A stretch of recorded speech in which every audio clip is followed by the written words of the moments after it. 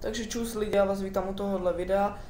Ještě než začnem, tak bych se vám chtěl omluvit za to, že dlouho nevyšlo video, ale teď tu máte další video, takže buďte rádi. Já jsem rád, že můžu zase natáčet, protože předtím na to nebyl vůbec čas.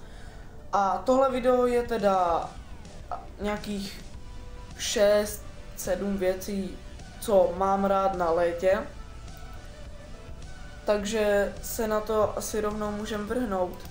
Takže první věc je, nemusíte mít na sobě tohle strašné bundu, ano. Takže v létě vezmeš, hodíš to do píči, nepotřebuješ to. Takže můžeš chodit normálně v triku, v kraťaskách, všechno prostě na chillec, víš co? Bez to chilluješ venku, ne, v tom tričku, prostě jdeš po ulici v tričku, ve frajerné. Takže další věc, druhá, zmrzka. Prostě v létě se začíná prodávat zmrzka. Co lepšího v létě v pařáku 60 stupňů venku, ne na stínu. Prostě si zajdeš na tu zmrzku, ne, prostě je tam teplo. Vezmeš prostě 20, jdeš na zmrzku. Můžeš tam pozvat holku, koho chceš prostě. Takže další věc, třetí, koupak. Tady asi není co vysvětlovat, prostě v létě kam jdeš, vole, vemeš many, vole, plavky, jdeš na koupak. Čemu na tom nerozumíš, man? Prostě vemeš prachy, jdeš na koupak. Nic složitého. Takže čtvrtá věc, mini kraťásky.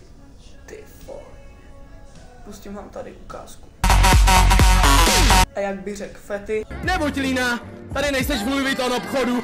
Pátá věc je, že prostě v létě trávíte víc času venku, než prostě doma u kompu. Víš co, v zimě se ti prostě nikam nechce navlíkat se nikam prostě. Jsi rád, že prostě dojdeš domů ze školy, sedneš k tomu kompu a jsi rád, že vole žiješ.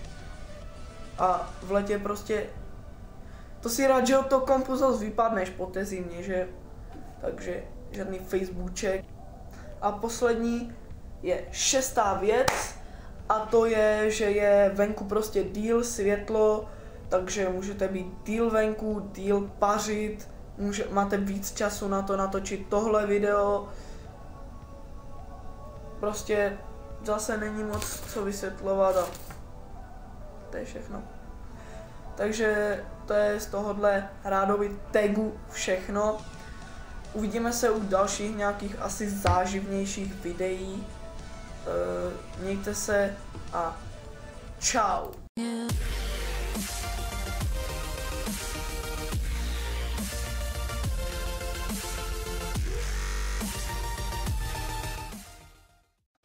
O kurva.